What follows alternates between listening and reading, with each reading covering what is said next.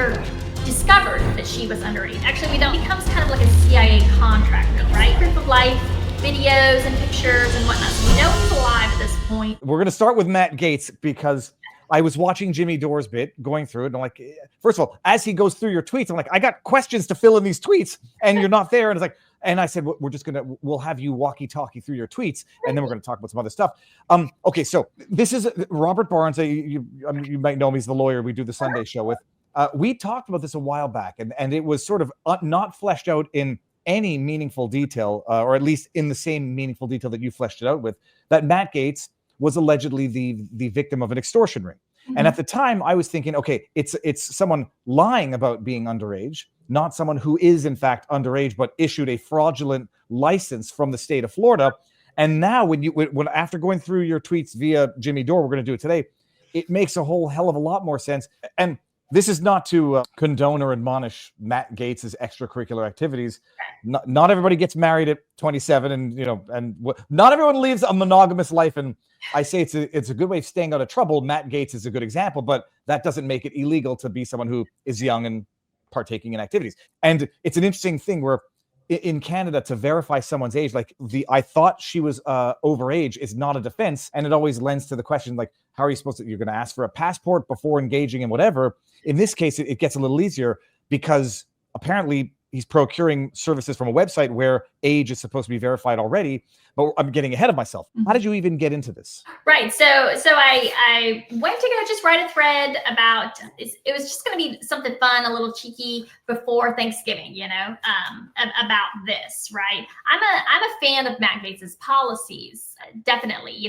I think it's really brave what he did, advocating for Snowden. That's something that's important to me, which he did multiple times, not just once. It takes a lot of bravery to do that. It takes a lot of courage to do that when you're a sitting congressman, because I think he's probably, public enemy number one as far as the government is concerned. I like him, and I like his other things. I like his stances on antitrust. I like, and he's just really hardcore America first. So I did like him. On the other hand, like, I get it. He's a little bit, he comes off a little bit sleazy at times, I think, or and then knowing some of the stuff about the partying and the drugs and stuff. This is maybe not somebody that I would associate with on a private level, but again, we don't get to pick sometimes. Sometimes you just gotta roll with what you got. And as far as his policies go, I mean, he was good for me. So, or his policy positions. So I wanted to write something up, and when I started digging into it, I just couldn't believe what I found, right? The first thing I did, I went to Joel Greenberg's plea agreement, and I read it. It's about 84 pages long. We got to get, let me bring up, I want to make sure my DMs are not open. Not that it makes much of a difference. Joel Greenberg, this is where we're starting here. This is Joel Greenberg right here. Right. All right, now, so part one, the tax collector. So, I mean, we're starting from the beginning of the story because it's going to lead into the Matt Gaetz. And by the way, to S. Sarles over in our locals community, Matt Gaetz denied the underage sex trafficking. There's some stuff that Matt Gaetz did not deny. I mean, extracurricular activity. And I think Matt is right to deny the underage stuff, but I'm not sure everybody appreciates where this is actually going and what the allegations of the alleged underage business is. But so let's get started with this guy right here. And how confident are you in your work, Mel?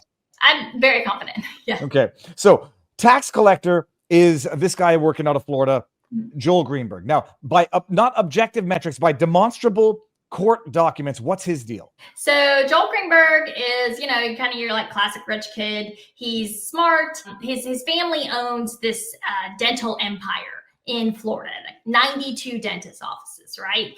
But he's kind of a little bit of a screw up. I went to military academy, or he got sent to military academy, and then he went to college, but he drops out of college, and he has a couple of business ventures, and I think they fall through, but then he has one where he kind of does do it, gets a hit, and I believe it was some kind of ad agency or whatnot, and he ended up selling that, though. Sounds like he's kind of like just drifter, doesn't really know what he wants to do with his life, and then he kind of transforms himself again, and he runs to be this county tax collector in Seminole County, which is Central Florida. And he unseats somebody who had held the position for 27 years. So it was kind of a big deal. what he did. And he's, on the America First bandwagon and whatnot. And he's going to reform and cut and all of this stuff, reform the tax office and cut waste and come up with new ways to invest tax collector money, right? More bang for your buck. And he's really into crypto. So he gets in and he immediately starts running these kind of crypto investments. And I'll be honest, I don't know a lot about crypto. I don't understand it a whole lot. And usually when someone says that they're into crypto, I'm immediately skeptical.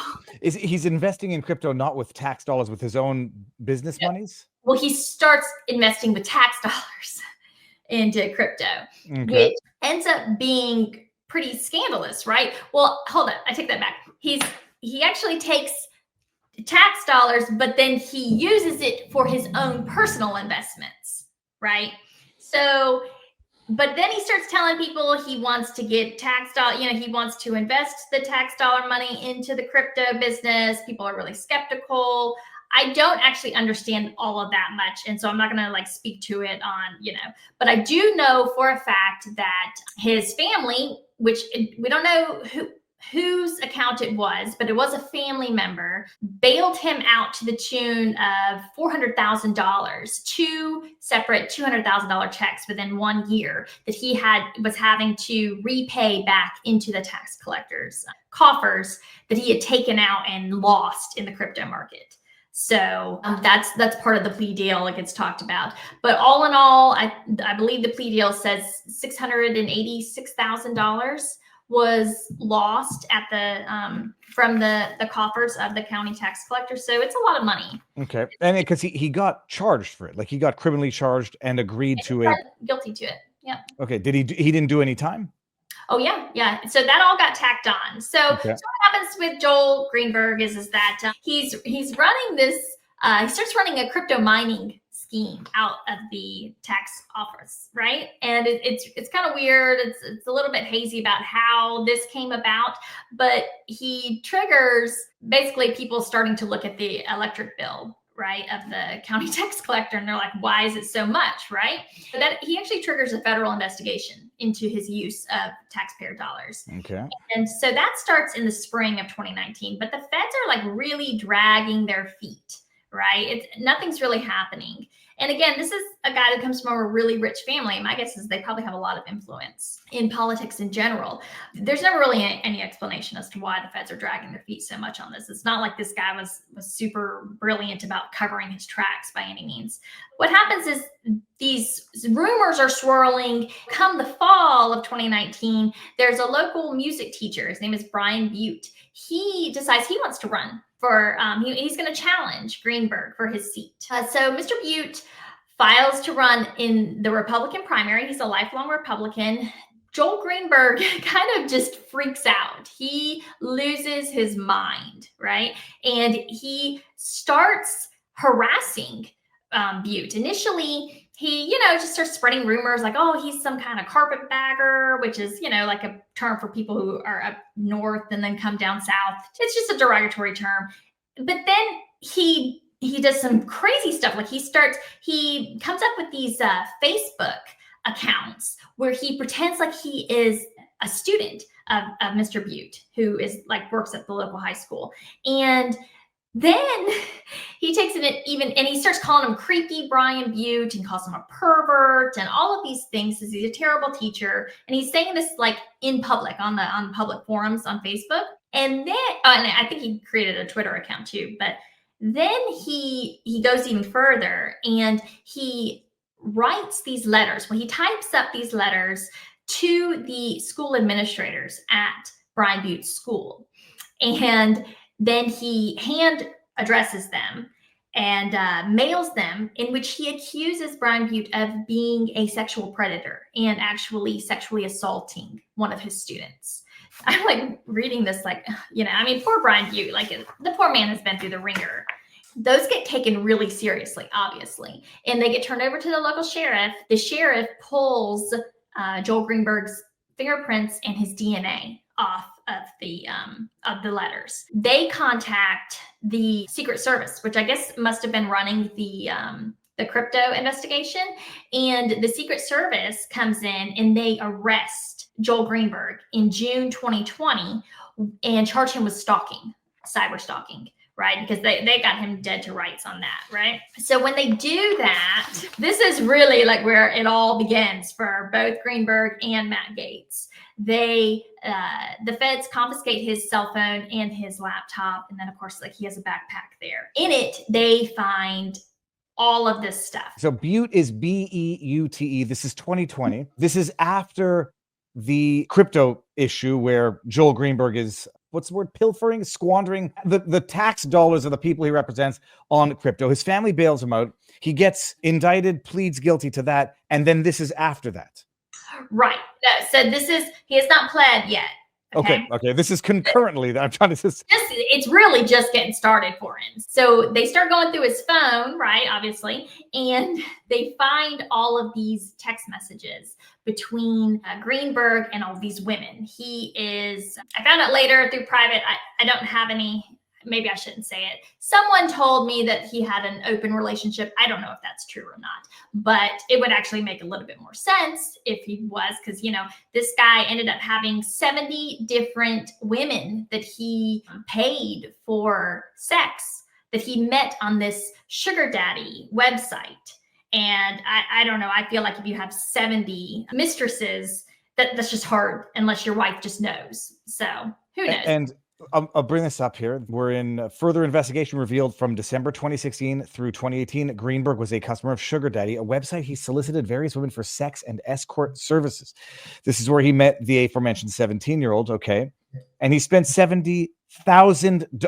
I mean, I guess when you're worth that much money, if he's worth that much money, what's $70,000 on hookers? Right. Holy hell. Okay. All right. So simultaneously, I should say, he's involved in paying hookers online, to each their own, if it's consensual, cyber harassing of somebody who's running against him, manufacturing lies, alleging improper conduct of the highest order, which is going to rhyme with what comes later. All right. And what else is Joel Greenberg doing? Real quick, I'm going to send you a screenshot from the plea deal, but that just talks about just one of the check things, with the two separate $200,000 checks. It just kind of gives you an insight into how much money these people have to throw around.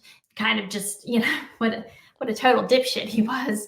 Oh, it's glorious in terms of entertainment value, but there's real people. On an unknown date in 2019, Greenberg asked his family member who had given him over $200,000 back in January 2019 for another $200,000. When asked what happened with the other money, Greenberg explained that he had used it to purchase cryptocurrency for himself. Okay, that can go quickly.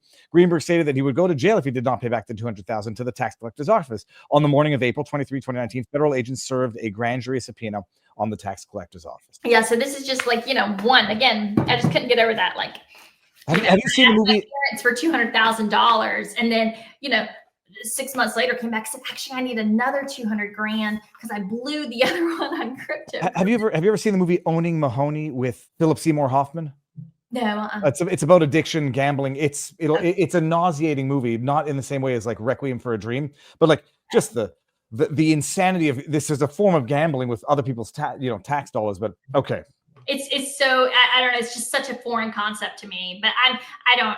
I don't even like to play Powerball. So I just don't gamble whatsoever. Like Greenberg, he's got all these mistresses and whatnot. But what happens is that they find these text messages with these girls, but they found these 3-year-old text messages with one in particular, right? And it becomes clear that she was underage. And at some point, Mr. Greenberg discovered that she was underage. Actually, we actually know the exact time that he discovered she was underage, and it was in September.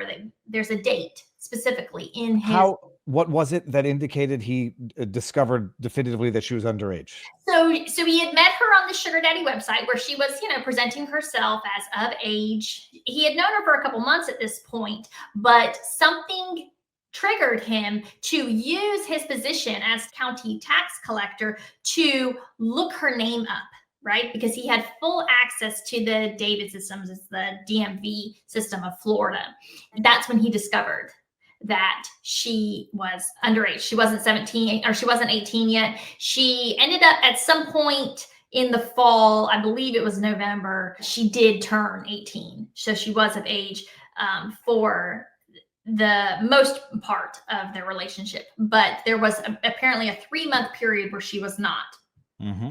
And so what Greenberg does is that he then uses his position as the administrator of driver's licenses to steal the identity of a real Floridian woman who we don't actually know. He was charged with identity theft in relation to the theft of one woman's ID, but we don't get any details. Like, we got details because he made 4 IDs for himself, and we got details on 2 of those IDs, but not on the other 2, and then not on this woman.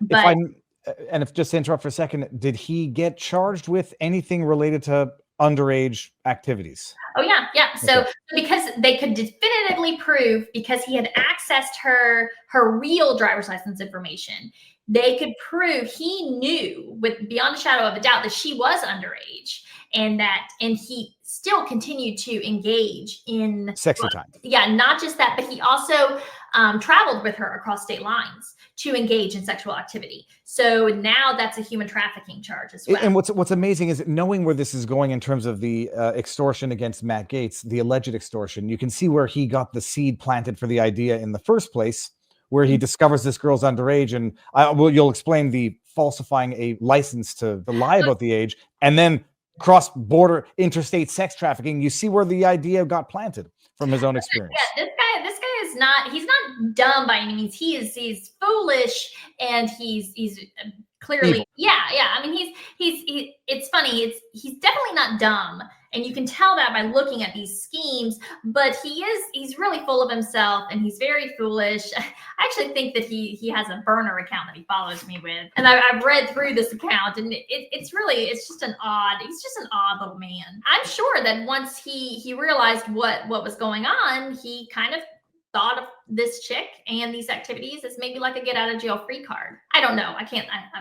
All of this is happening now. He gets arrested. Now, this is like 3 years later, right? This woman, she had been on the sugar daddy site. Then she goes, and after she turns 18, she actually ends up doing pornography, becoming some kind of porn star or whatnot. So again, this girl is not some like innocent little victim that got trafficked, as far as I'm concerned anyways. She was a willing participant in it. And this ended up being something that, it was just an age thing. I shouldn't say an age thing, but, it was technically a foul of the law. And of course, Greenberg knew, and so he should have ended it right there. And perhaps if he had, he might not have actually gotten in the kind of trouble that he did. To the person in the chat asking what the age of consent in Florida is, it's 18.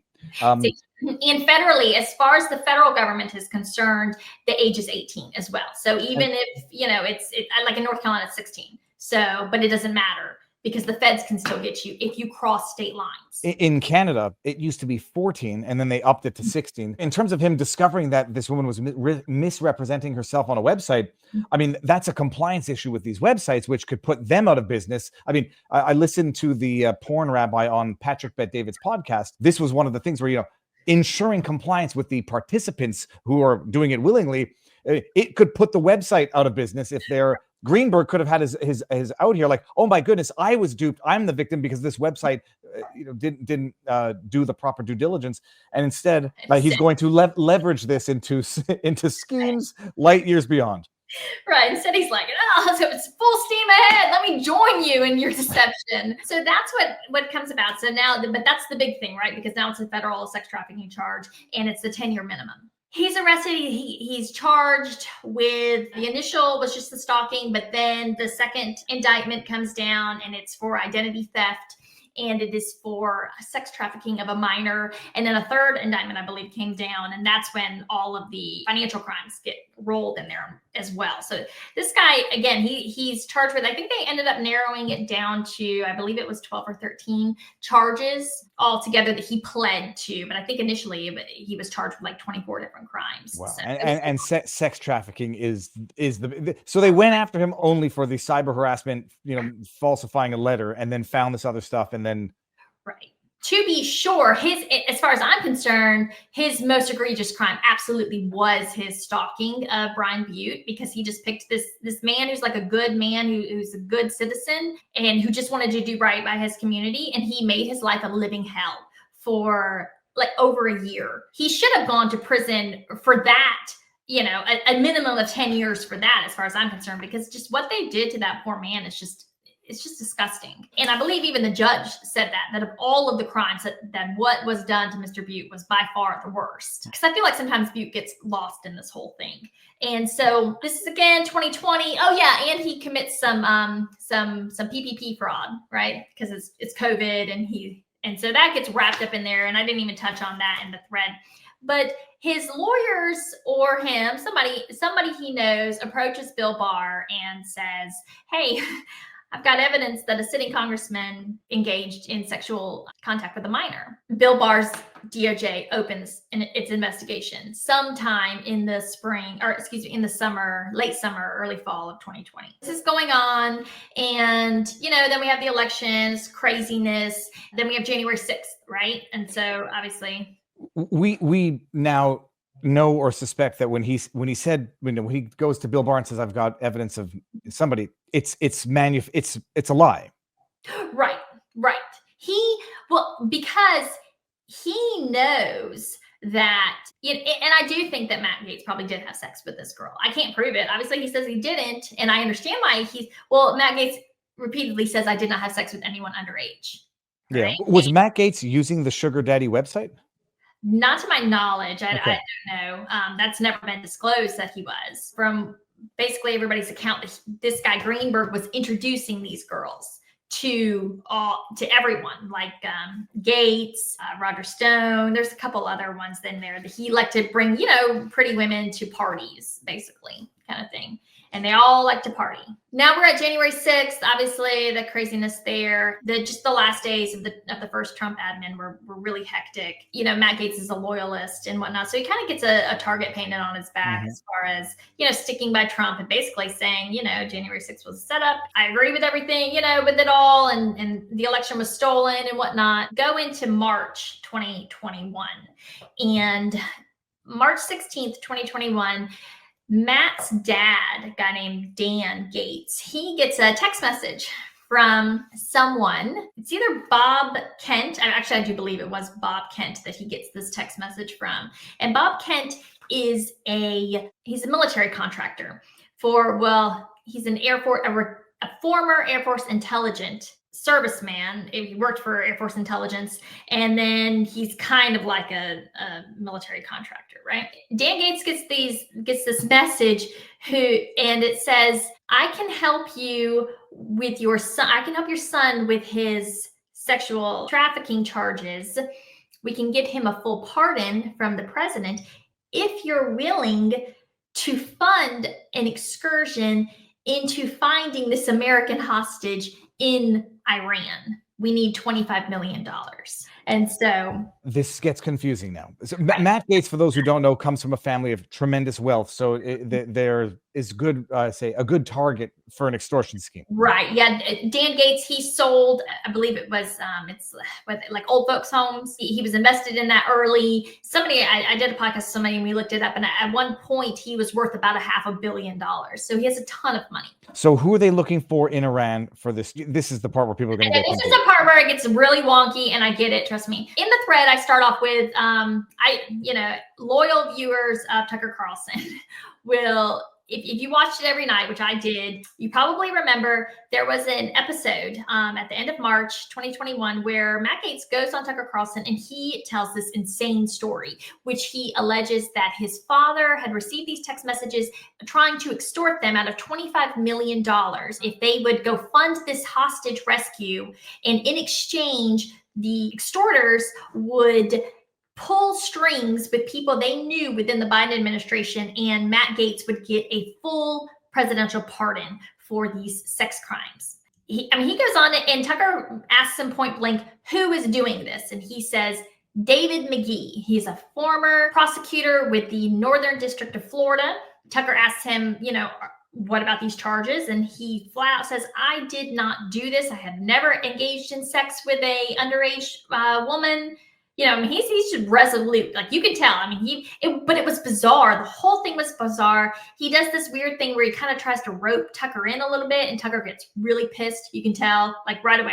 I mean, I remember watching it, like, what the hell is this guy? This guy is like on something. This is weird. I kind of just let it go, but it was always like in the back of my head, you know, and then I just never followed up on it. And mainstream media followed up on it a little bit, but not really, not like you would expect them to. I start looking into it, and then I get the story behind what really happened. Turns out, number one, it's true. What he said was true. He was contacted by men attempting to extort his father out of $25 million.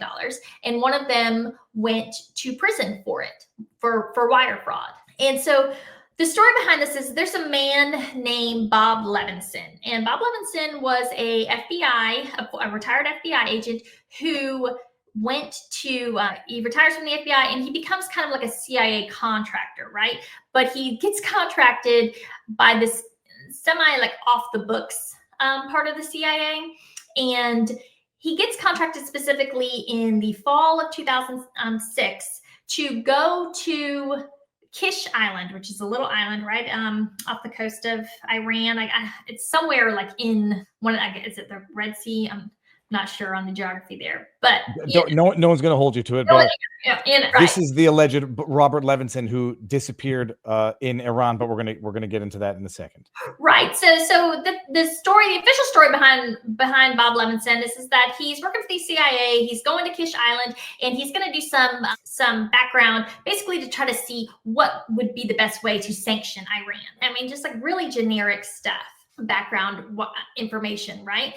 I actually don't believe that story, but whatever. He disappears from Kish Island. And you know, let me. It might be useful to read this here, at least from Wikipedia. Take it for what it's worth, people. Bob Levinson, presumed death March 2020, was an American DEA, a former Drug Enforcement Administration and FBI agent who disappeared on March 9, Kish Island, March 20, 2007. Kish Island, Iran. While on the mission from the CIA, Levinson's family received $2.5 million annuity from the CIA in order to stop a lawsuit revealing details on his work in Iran and to forestall any revelation of details regarding the arrangement between Levinson and the agency. He was believed to have been held captive by Iran, while Iran does not acknowledge his arrest. According to his family, type 1 diabetes, gout, yada, yada. His passport has never shown up in any other country. They announced his presumed death in an advertisement on the U.S. government. Okay, the date is unknown. On December 14, 2020, 2 employees in the Iranian ministry were sanctioned by the U.S. Treasury in connection with the disappearance, the kidnapping. Okay.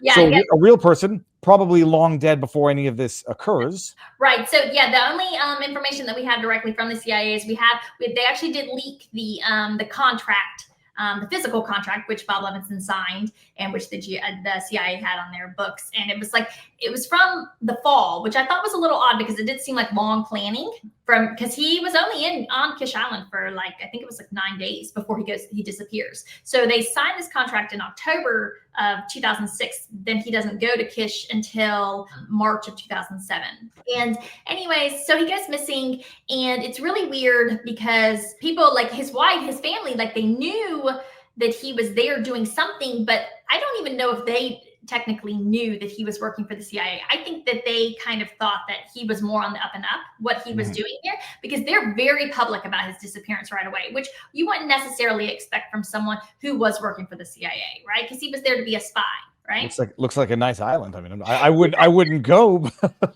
Yeah, it's like a free trade zone. So I think that there was a little bit, definitely Iran has, sovereignty, legal authority over it. But I guess it is a little different than, say, if you went into Tehran, right? As far as, what's allowed there and whatnot. Bob Levinson's family is very vocal right up front, right? And, of course, he's got, 6 kids. And, of course, his wife is just devastated. I can't even imagine. George Bush acknowledges that it's very concerning, his disappearance, but then that's it. It's nothing else, right? Nobody says anything. There's no other public acknowledgement from the government at the time. Flash forward to 2009, the FBI comes up with this crazy scheme where they're going to get Bob Levinson back, right? And they're going to fund their own rescue mission off the books, kind of off the books. to get Levinson. And so they contract with this Russian oligarch, Derepensky. He gives the FBI's team $20 million. And what he's supposed to get in exchange is some visas or green cards for his family, right, to come to the U.S. So for 2 years, the FBI is basically running this operation, right? It's Andrew McCabe is the point man on this. And they're running this $20 million scheme to get Levinson back, and they get some proof of life videos and pictures and whatnot. So we know he's alive at this point, and they have a soft arrangement and plan. And then something happens, and the Clinton State Department shuts the whole thing down. They said, we're not giving you the visas. We're not going to uphold our end of the deal. And the whole thing just disappears, right? Mm-hmm. And Bob Levinson is never heard from again after that point. But his wife, of course, is just devastated. They've been to Iran a couple times at this point. The Iranians, though, it's really weird. They do not acknowledge Bob Levinson at all, right? They basically, they bring the family there and kind of entertain them. But then they're like, we'll try to help you find out who has him kind of thing, really shady. It's all bizarre. But what happens is that in 2013, so it's now 2 years after the State Department deal falls through, the CIA finally admits, yeah, he was one of our guys. He was there, right? And so he was there for us. He was a spy, essentially. And they leaked this, some confirmation of that to the AP, and they're waiting for the Iranians to respond, because now it makes sense that they would acknowledge, okay, mm-hmm. We've got him, right? Except they don't. It's really weird. They don't budge. They say, we don't have him. We've never had him. We don't know anything about this guy. And so nothing happens. That was basically pretty much the government's last hope, And so it goes I won't say radio silent, but his name pops up a damn near decade later when someone mm-hmm. approaches Matt Gaetz and says, give us $25 million to get Bob Levinson out of Iran. And so what happens is he's got advocacy, right? So it's not that it goes radio silence on the Iranian side, but on the U.S. side, he's got strong advocates. And from what I can tell, he's a pretty good guy, and he's got really close ties in his community. So he's still, people here haven't forgotten about him, right?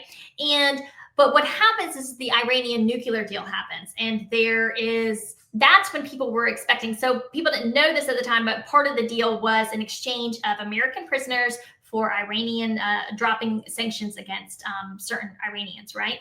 And it was a really big shock to his family and his Jewish community and whatnot, because there were 4 people released and he wasn't one of them, and it wasn't even discussed. And so that was kind of I think shocking for a lot of people. And I can understand that. And so they were really upset by it. And I think that this is when it kind of is the family and his advocates are we're going to go out on our own, right? We're going to have to get him back because the government has just screwed us, right? So that's where he kind of, I think, takes on a little bit of a folklore. People who care become invested in trying to get this guy back, right? And so flash forward, Trump, I don't even think they did anything. And then finally in March 2020, he gets declared dead by the Trump administration. He's legally dead. But then something weird happens, because in June of 2020, a man named Bob Kent, who again has these ties in this community, and like I said, he's kind of, this lost hero within the intelligence community, forgotten man, whatnot. Bob Kent says that his Iraqi network has come across some evidence that Bob Levinson is still alive. Bob Kent, again, starts putting together this team. Does that make sense? Yeah. I mean, the funny thing is, I'm just trying to see if there's any suspicion as to whether or not Bob Levinson was killed, I don't know, kidnapped by another country. I don't want to get too conspiratorial. Maybe killed by America, maybe killed or stolen, kidnapped by Israel. I'm looking up to see if he's a suspected Mossad agent. But so I think what actually was happening there is, I think Bob Kent might have been working. I think he might have been working for Mossad there. So there was a little bit of a cross. I think he might have been a double agent, right? He might have been there officially for the U.S., but I think he might have also been doing some work for Israel as well. So I think that may explain, even though I can't prove that, I think that might actually explain the weird way in which the U.S. responded. Well, because it's not, I mean, not to give Iran credit for being a nation that will take credit for having kidnapped people. They do. So the question would be, why wouldn't they for Bob Levinson in particular, if they did, unless they didn't know that they did, and one of their rogue entities, I'm trying to think of the Houthis, or unless someone else kidnapped them and they don't know. But it's not like they're not shy about saying who they kidnap and in prison.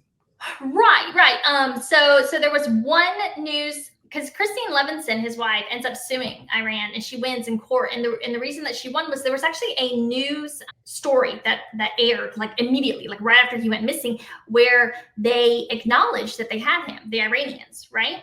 And then it gets retracted. The story gets retracted, and then they completely deny it. And I think they even put out a couple state media things saying, we don't have this guy, right? But that's very, very early on. This is like 2007.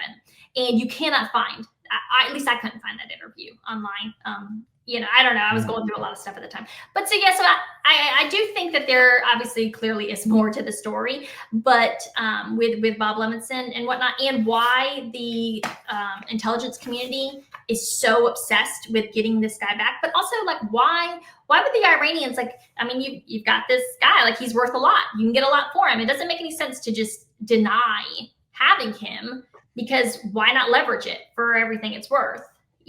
Clearly the Americans want him back bad. So, that's, to me, that part is weird. And okay.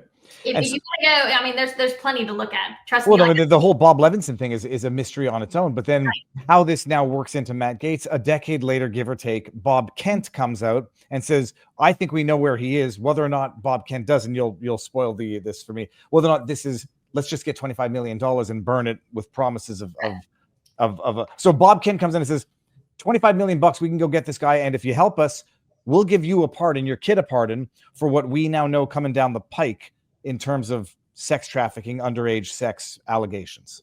So what happens is, so Bob Kent, he contacts a man named David McGee, right? Who had known Bob Levinson, because David McGee used to work for the DOJ in the Northern District of Florida, but he's now retired, and he works, he's like at this prestigious law firm, right?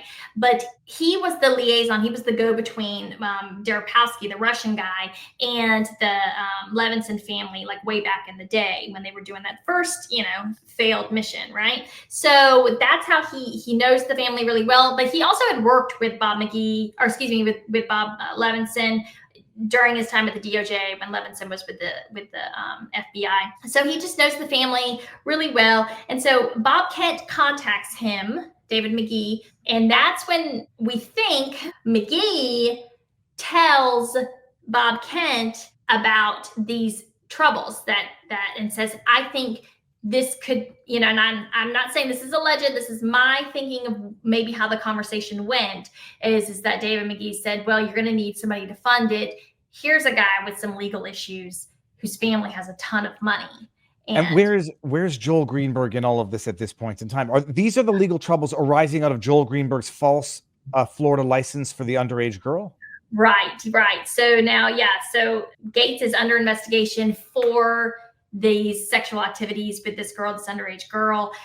Joel Greenberg pled guilty in May 2021. Okay. And I don't know if we sufficiently flesh it out. Joel Greenberg issued a false license to this girl, indicating she was older than she was. Right. Stole someone's identity and she assumed someone's identity. And I think that's important because it's not just like, oh, they made up like a fake ID and whatnot. Is that they were actually engaging in identity theft, which is a crime in and of itself. And I do think that also led to the DOJ not being able to charge Gaetz, because again, he's got to, just saying, oh, I didn't know, that's actually not a good defense. It doesn't hold up in court. But when somebody has actually assumed someone else's identity, I don't actually know of I don't think that's ever been tested, whether or not that would be a defense. And I'm pretty sure the DOJ had zero interest in trying to find out if it would be a good defense. So that's why they didn't charge eventually.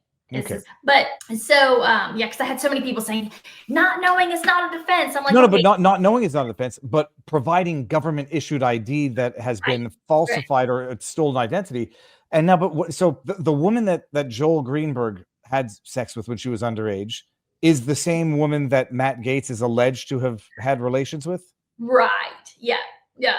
Okay. So that's a very odd coincidence, it would seem, but okay. And so Joel Greenberg issued her this stolen identity fake license, which indicated she was older than she was, which allows Matt to, to rightly assert I've never had sex with someone who was who I was underage or I knew to be underage, regardless of what you think of his extracurricular activities. Fine.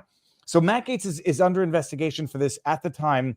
This scheme is put together to get 25 million from his dad, with the promise of a pardon, with this harebrained scheme to go find a man who's been pronounced dead, hasn't been heard from in a decade. Gates' dad gets this message, and the $25 million will get your son a pardon. His dad's like, "What are you talking about?" So he goes to Gates, and we know this because this is Gates' version, but it pretty much is the government's version as well. He goes, dad goes to son and says, "What's up with this?" And he says, "I don't know, but you need to contact the FBI." So they go and they contact their local FBI up there in the panhandle of Florida. And the FBI decides to set them up basically on a sting operation of these extortionists to catch them. So they're going to wire Dan Gaetz up to go talk to these guys. Right? Okay. They're going to make a movie of this one day if they haven't already. Oh, they will. Yeah. So they go and they wire him up, right? And right before he gets to go, Dan gets nervous, right? Because they don't actually know the details of this. They know that there's some kind of investigation going on with the DOJ, but they don't know anything. And so, and I get this, I totally get this, but they got to play along. So Dan gets nervous and he says, "I want some acknowledgement from you all that what I'm going to say on these wiretapes is I'm just playing along.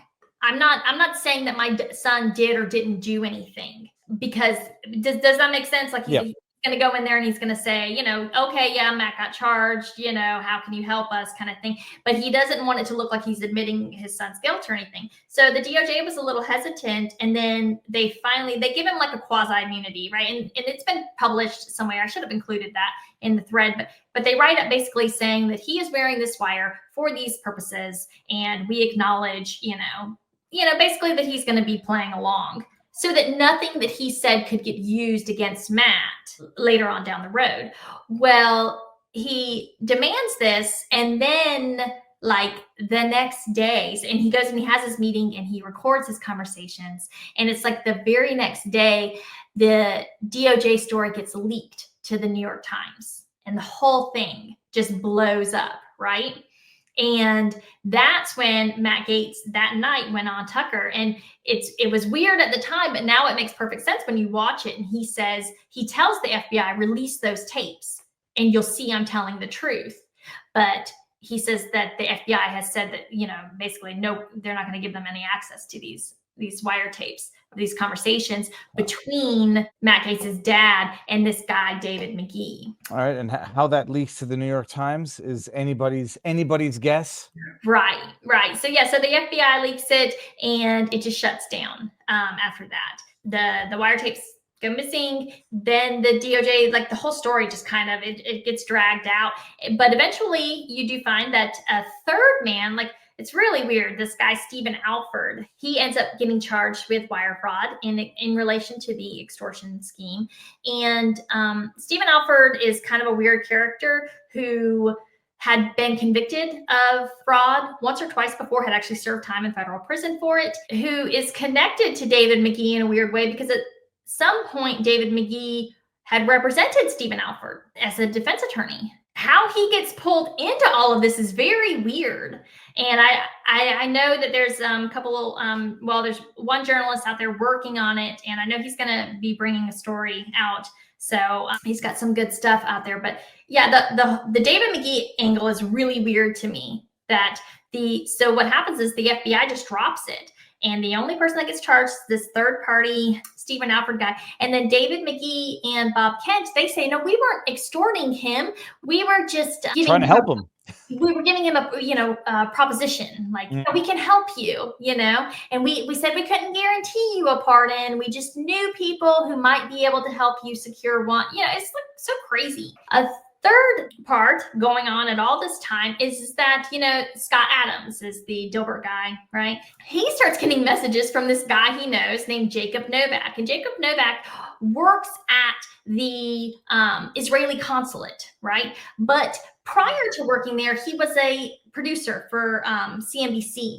And a lot of people really focus on the Israeli consulate thing, but I actually think that probably the closer tie is the CNBC producer thing, because the man who hooked up Bob Levinson in Kish Island, his name is Ira Silverman. He was also a producer for MSNBC. I know what connections people are making based on the names of the players in this. Yeah. Scott Levinson, Josh Greenberg. What's the guy, Votek, the guy who's DMing Scott Adams? I mean, this smells like foreign intelligence, if someone or playing with American intelligence. Right. Yeah. I mean, I think these are definitely power players. And so it's funny, and then of course you got the Israeli consulate. So what happens is Jacob Novak works at the Israeli consulate. He sends these messages to Scott Adams in which he basically says, hey, I got the scoop. And this is before the story had broken at New York Times. Matt Gaetz is going to get charged with sex crimes. And he specifically says, let me pull them up because they're quite. And just so we can get ahead of this, Matt Gaetz never gets charged in any of this, period. And now, actually, this is what I was trying to find earlier, where when people say, it is not denied that he paid women for stuff. No judgment. It's not denied, Mel, that he paid women for sexual activities or companion. I think that he has denied it. I think he says that he was just really generous with his girlfriends, which again, I don't know if he was throwing money at them. I mean, he's clearly pretty rich. Some people might hypothesize that. They just do, I don't know. I didn't really care about that. The other thing was the age thing. I actually think that the girl, she probably, at the time, Matt Gaetz was 35.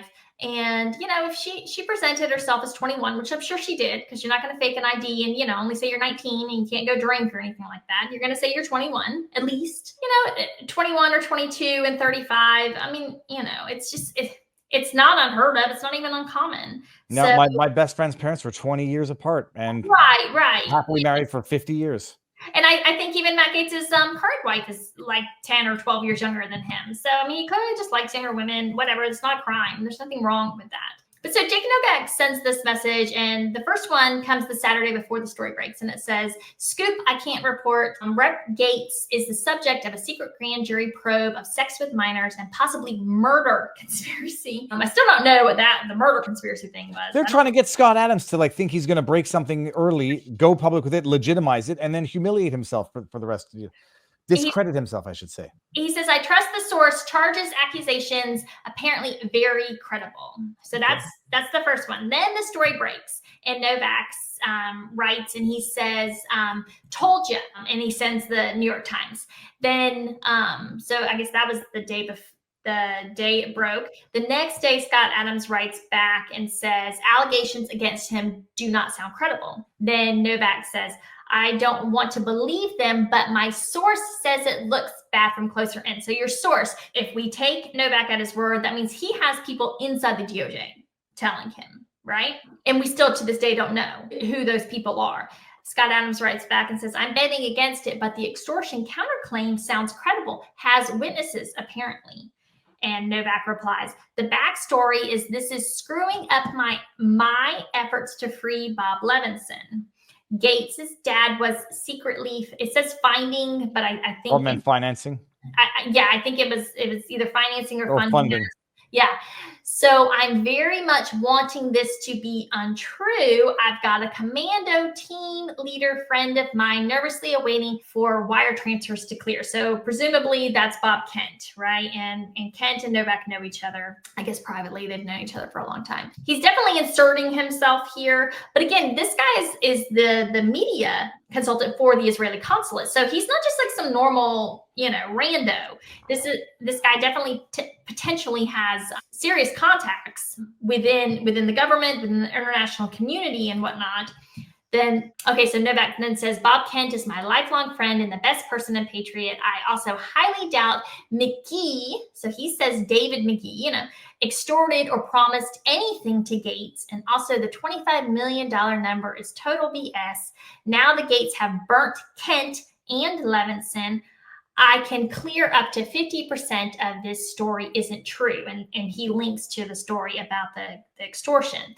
Then Scott Adams says they have documents. Novak replies, yeah, some numbers and facts have been altered. The real documents do not extort, and we only asked for 25 million as an estimate at first. We came way. We. He continuously says we, right? Adams replies, you think his screenshots are offered? That would be the world's dumbest play. The sender or recipient has the original. And then Novak replies, we do. So hold on. And how did we get these? How did the world get these DMs between Scott and Novak? Yeah, God bless him. Scott Adams just released them. I think he released them to Politico and said, yeah, this is really shady. And basically, I don't want any part of this. And then it did become a story. Politico ran a story. A couple places ran a story on it. The Israeli consulate basically immediately said, this is not us. We have nothing to do with this. We condemn him. He's doing this on his own private time. It's not our business, right? But they don't fire him, which I thought was weird. And they don't even discipline him in any way, which again, weird. Yeah, later on, Matt Gaetz, of course, he becomes upset and he questions this himself. Like, does the Israeli government have anything to do with this? Who is, and he's asked the same question I did. Who is the we? How do these people know these things? These are not, this is not something that just average, regular people, even well-connected people would know. These are people that have contacts within the government. And obviously he has every right to ask those questions. But I think we should all know. And Novak, to my knowledge, just stopped taking questions, no interviews, no nothing.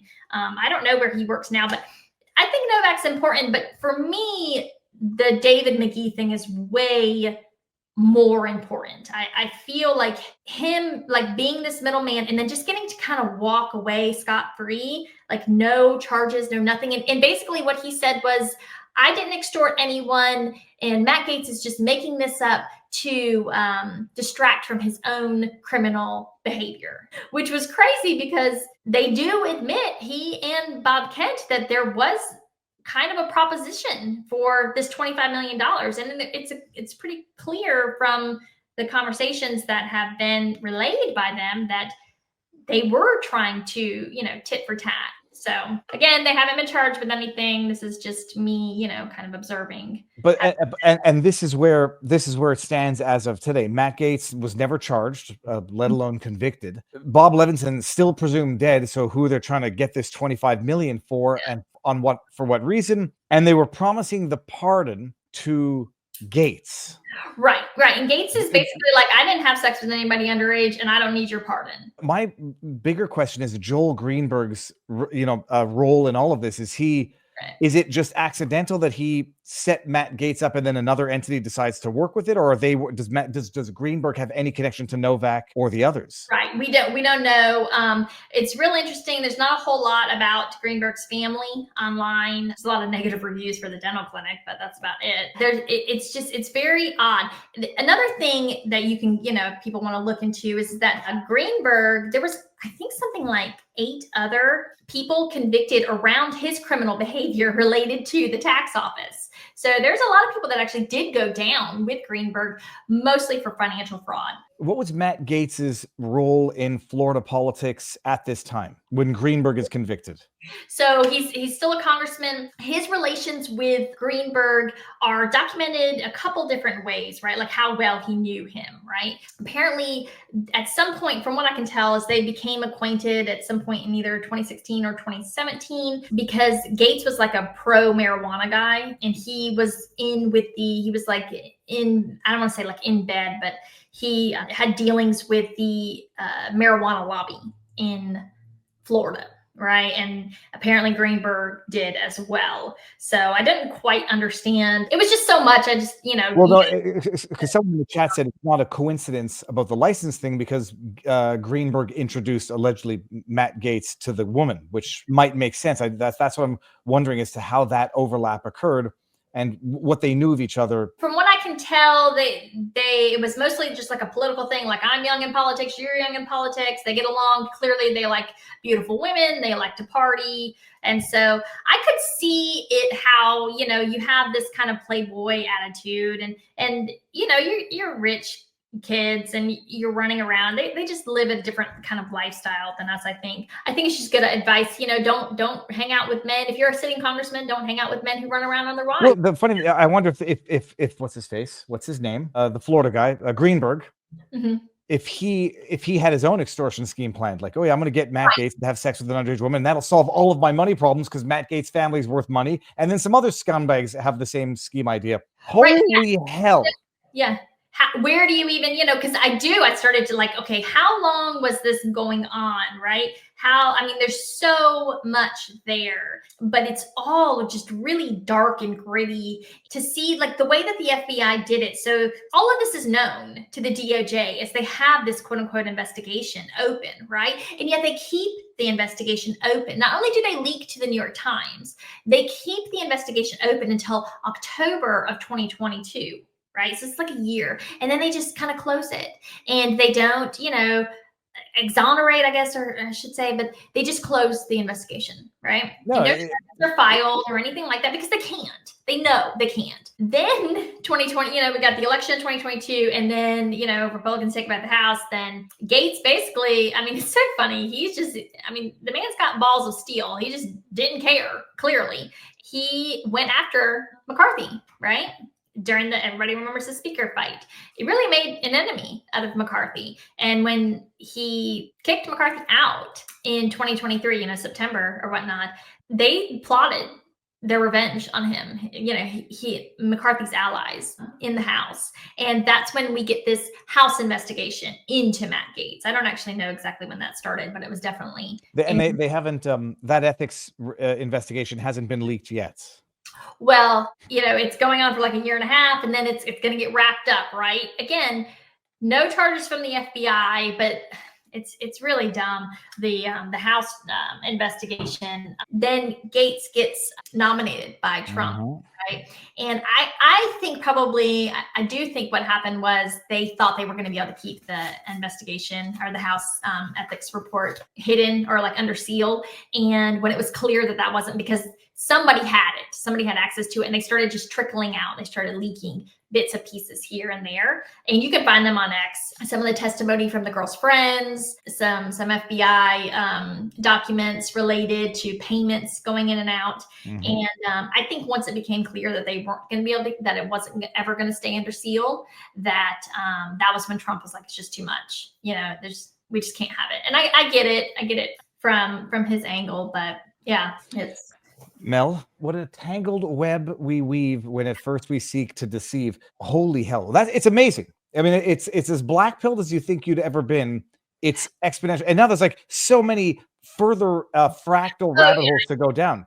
Yeah, you can go, it is a tangled web. It's hard to relate to people. It's so funny. I was like calling my sister, like, you are not going to believe what I'm like this, and I'm telling her, and I'm like, but there's more and there's more.